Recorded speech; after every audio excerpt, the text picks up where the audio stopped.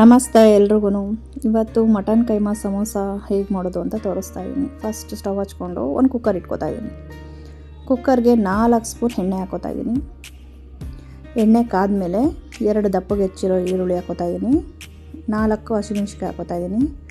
ಹಾಕ್ಕೊಂಡು ಫ್ರೈ ಮಾಡ್ಕೊಳ್ಳೋಣ. ಫಸ್ಟು ಚೆನ್ನಾಗಿ ಫ್ರೈ ಆದಮೇಲೆ 1 ಸ್ಪೂನು ಶುಂಠಿ ಬೆಳ್ಳುಳ್ಳಿ ಪೇಸ್ಟ್ ಹಾಕೋತಾ ಇದ್ದೀನಿ. ಶುಂಠಿ ಬೆಳ್ಳುಳ್ಳಿ ಪೇಸ್ಟು ಸ್ಮೆಲ್ ಹೋಗೋ ತನಕ ಫ್ರೈ ಮಾಡ್ಕೋಬೇಕು. ಫ್ರೈ ಆದಮೇಲೆ 300 ಗ್ರಾಮ್ ಮಟನ್ ಕೈಮಾ ಹಾಕೋತಾ ಇದ್ದೀನಿ. ಹಾಕ್ಕೊಂಡು ಚೆನ್ನಾಗಿ ಫ್ರೈ ಮಾಡ್ಕೋತಾ ಇದ್ದೀನಿ. ಇದನ್ನು ಚೆನ್ನಾಗಿ ಫ್ರೈ ಆದಮೇಲೆ ಇದಕ್ಕೆ ಸ್ಪೈಸಸ್ ಹಾಕೋತಾ ಇದ್ದೀನಿ. 1 ಸ್ಪೂನ್ ಧನಿಯಾ ಪುಡಿ, 1 ಸ್ಪೂನ್ ಹಸಿಮೆಣಸಿನ್ಕಾಯಿ ಪುಡಿ, ಅರ್ಧ ಸ್ಪೂನ್ ಗರಂ ಮಸಾಲ, ಅರ್ಧ ಸ್ಪೂನ್ ಜೀರಿಗೆ ಪುಡಿ, 1 ಸ್ಪೂನ್ ಸಾಲ್ಟ್ ಹಾಕೋತಾ ಇದ್ದೀನಿ. ಹಾಕ್ಕೊಂಡು ಮಿಕ್ಸ್ ಮಾಡ್ಕೋತಾ ಇದ್ದೀನಿ. ಚೆನ್ನಾಗಿ ಮಿಕ್ಸ್ ಆಗಿ ಫ್ರೈ ಆದಮೇಲೆ ಇದು ಒಂದ್ಸತಿ ಚೆನ್ನಾಗಿ ಫ್ರೈ ಮಾಡ್ಕೋಬೇಕು. ಸ್ವಲ್ಪ ಫ್ರೈ ಆದಮೇಲೆ ಅರ್ಧ ಗ್ಲಾಸ್ ನೀರು ಹಾಕೋತಾ ಇದ್ದೀನಿ. ನೀರು ಹಾಕ್ಕೊಂಡು ಚೆನ್ನಾಗಿ ಮಿಕ್ಸ್ ಮಾಡ್ಕೋತಾ ಇದ್ದೀನಿ. ಇದು ಒಂದು ಕುದಿ ಬಂದಮೇಲೆ ಕುಕ್ಕರ್ ಕ್ಲೋಸ್ ಮಾಡಿ ಒಂದು 3 ವಿಜಿಲ್ ಬರ್ಸ್ಕೊತೀನಿ. ಇನ್ನೊಂದು ಕಡೆ ಸ್ಟವ್ ಹಚ್ಕೊಂಡು ವನಸ್ಪತಿನ ಕರಗಿಸ್ಕೊತೀನಿ ಹಿಟ್ಟು ಕಲಿಸ್ಕೊಳ್ಳೋಕ್ಕೆ. 300 ಗ್ರಾಮ್ ಮೈದಾ ಹಿಟ್ಟು ತೊಗೊಂಡು ಅದಕ್ಕೆ ಕಾಳು ಹಾಕ್ಕೊಂಡು ಒಂದು ಅರ್ಧ ಸ್ಪೂನ್ ಸಾಲ್ಟ್ ಹಾಕ್ಕೊಂಡು ಫಸ್ಟು ಎಲ್ಲ ಮಿಕ್ಸ್ ಮಾಡ್ಕೊತೀನಿ. ಅದಕ್ಕೆ ಕರಗಿಸಿದ್ವಲ್ಲ ವನಸ್ಪತಿ ಅದು ಹಾಕೋತಾ ಇದ್ದೀನಿ. ಬಿಸಿ ಬಿಸಿಯಾಗೇ ಇರಬೇಕದು. ಅದನ್ನು ಹಾಕ್ಕೊಂಡು ಚೆನ್ನಾಗಿ ಮಿಕ್ಸ್ ಮಾಡ್ಕೊತಾ ಇದ್ದೀನಿ. ಚೆನ್ನಾಗಿ ಮಿಕ್ಸ್ ಆದಮೇಲೆ ಇದಕ್ಕೆ ನೀರು ಹಾಕಿ ಚಪಾತಿ ಹಿಟ್ಟು ಥರನೇ ಕಲಿಸ್ಕೊತೀನಿ. ಇದನ್ನು ಚಪಾತಿ ಹಿಟ್ಟು ನಾವು ಹೇಗೆ ಕಲಿಸ್ತೀವಿ ಹಾಗೆ ನಾದ್ಕೊಂಡು ಗಟ್ಟಿಗೆ ಕಲಿಸ್ಕೊಂಡು ಒಂದು ಅರ್ಧ ಗಂಟೆ ಇಟ್ಬಿಡಬೇಕು. ಈಗ ನೋಡಿ ಕುಕ್ಕರ್ ತೆಗಿತಾ ಇದ್ದೀನಿ.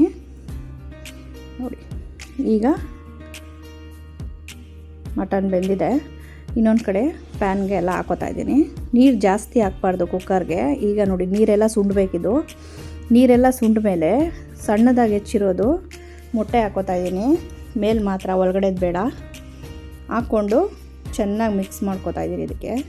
ಇದಕ್ಕೆ ಕೊತ್ತಂಬರಿ ಸೊಪ್ಪು ಹಾಕ್ಕೋತೀನಿ. ಹಾಕ್ಕೊಂಡು ಚೆನ್ನಾಗಿ ಮಿಕ್ಸ್ ಮಾಡ್ಕೋತೀನಿ. ಅದರಲ್ಲಿ ನೀರು ಏನಿದೆಯೋ ಅದೆಲ್ಲ ಸುಂಡಬೇಕು. ಸುಂಡು ಆದಮೇಲೆ ಇದಕ್ಕೆ ಅರ್ಧ ನಿಂಬೆಹಣ್ಣು ರಸ ಹಾಕ್ಕೋತಾ ಇದ್ದೀನಿ.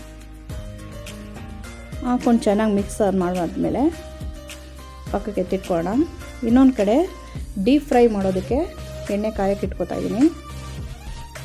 ಎಣ್ಣೆ ಕಾಯೋ ತನಕ ಸಮೋಸ ಮಾಡ್ಕೊಳ್ಳೋಣ. ನೋಡಿ ಅರ್ಧ ಗಂಟೆ ಆದಮೇಲೆ ಹಿಟ್ಟು ತೊಗೊಂಡು ಈಗ ಉಂಡೆ ಮಾಡ್ಕೊಳ್ಳೋಣ. ಉಂಡೆ ಮಾಡಿಕೊಂಡು ಈಗ ಲಟ್ಟಿಸ್ಕೊಳ್ಳೋಣ. ಅದನ್ನು ಒಂದು ಚಪಾತಿ ಹಿಟ್ಟು ಅಷ್ಟು ದಪ್ಪ ತೊಗೊಂಡ್ರೆ ಸಾಕು. 1ರಲ್ಲಿ 2 ಆಗುತ್ತೆ. ಈ ಥರ ಲಟ್ಟಿಸ್ಕೊಂಡಾದ್ಮೇಲೆ ಒಂದು ಚಾಕು ತೊಗೊಂಡು ಮಧ್ಯಕ್ಕೆ ಕಟ್ ಮಾಡ್ಕೋಬೇಕು. ಕಟ್ ಮಾಡಿಕೊಂಡು ಇದರಲ್ಲಿ ನೋಡಿ ಈ ಥರ ರೌಂಡ್ಗೆ ಸುತ್ತಕೊಂಡು ಏನು ನಾವು ಮಾಡಿಟ್ಕೊಂಡಿದ್ವಿ ಕೈಮಾದು ಅದನ್ನು ಈಗ ಒಳಗಡೆಗೆ ಹಾಕಬೇಕು. ಸ್ವಲ್ಪ ನೀರನ್ನ ಸುತ್ತಲೂ ಹಚ್ಬಿಟ್ಟು ಹಿಂಗೆ ಮುಚ್ಚಿದ್ರೆ ಬಿಟ್ಕೊಳ್ಳಲ್ಲ. ನೋಡಿ ಅದೇ ಥರ ನಾನು ಎಲ್ಲನೂ ಮಾಡಿಟ್ಕೋತೀನಿ. ಕೈಮಾ ಸಮೋಸ ಅಂತೂ ಇದು ಸಖತ್ತಾಗಿರುತ್ತೆ. ನಮ್ಮ ಮನೇಲಂತೂ ಎಲ್ರಿಗೂ ಇಷ್ಟ. ಇದು ನನ್ನ ಮಗನಿಗೆ ತುಂಬ ಇಷ್ಟ ಆದಂಥದ್ದಿದು. ನೋಡಿ ಈಗ ಎಲ್ಲ ಮಾಡಿಟ್ಕೊಂಡಿದ್ದೀನಿ. ಒಂದೊಂದೇ ಈಗ ಬಿಡ್ತಾಯಿದ್ದೀನಿ. ನೋಡಿ ಮೀಡಿಯಮ್ ಉರಿಲೇ ಇಟ್ಕೊಂಡು ಬೇಯಿಸ್ಕೊಳ್ಳಿ. ನೋಡಿ ಗೋಲ್ಡನ್ ಬ್ರೌನ್ ಆದಮೇಲೆ ನೋಡಿ ಎಲ್ಲ ಎತ್ತಿಟ್ಕೋತಾ ಇದ್ದೀನಿ. ಅಷ್ಟೇ. ಎಷ್ಟು ಚೆನ್ನಾಗಿದೆ ಸಮೋಸ ಟೇಸ್ಟ್ ಮಾತ್ರ ಸೂಪರಾಗಿರುತ್ತೆ. ನಿಮ್ಮನೆ ಟ್ರೈ ಮಾಡಿ ಹೇಗೆ ಬಂತು ಅಂತ ಕಮೆಂಟ್ ಮಾಡಿ. ಇಷ್ಟ ಆದರೆ ಲೈಕ್ ಮಾಡೋದು ಮರಿಬೇಡಿ. Thank you.